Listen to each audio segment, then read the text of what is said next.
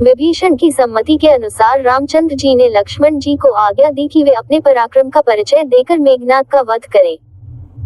अपने अग्रज की आज्ञा पाते ही लक्ष्मण कवच पहन, हाथ में धनुष बाण ले राम के चरण स्पर्श कर मेघनाद का वध करने के लिए चल पड़े। लक्ष्मण के पीछे पीछे विभीषण, सुग्रीव, हनुमान, जाम्बवन तथा वानरों की विशाल सेना चली।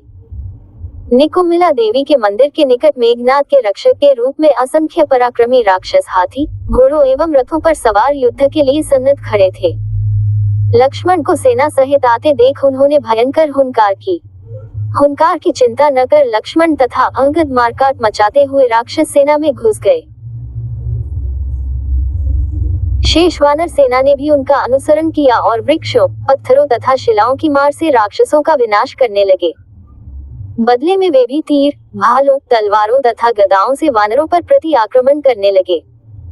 दोनों ओर से होने वाली गर्जनाओं से संपूर्ण लंकापुरी गूंज उठी।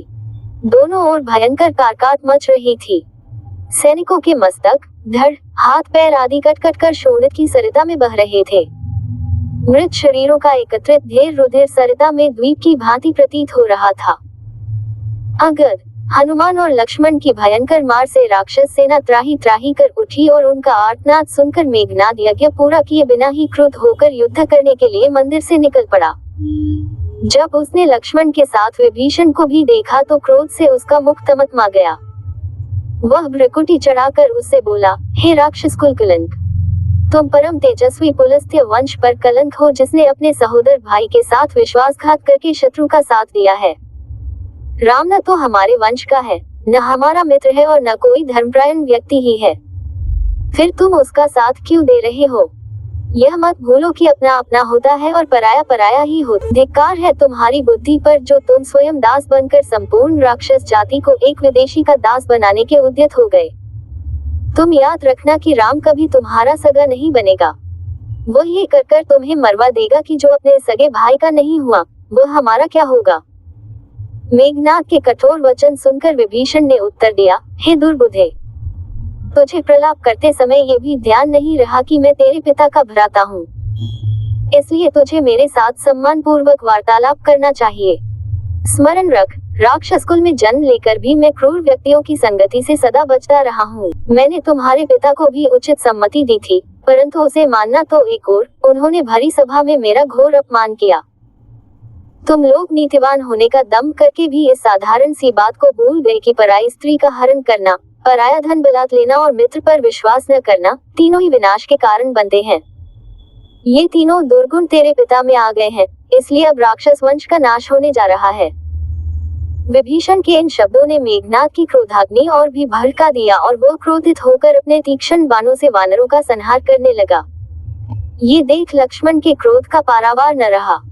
उन्होंने मेघनाद को ललकार कर उसके रथ को अपने बाणों से आच्छादित कर दिया। मेघनाद ने इन बाणों को काटकर अनेक बाण एक साथ छोड़े। दोनों में से कोई किसी से पीछे नहीं रहना चाहता था। वे गरज गरज कर रणन्मत्त सिंहों की भांति युद्ध कर रहे थे।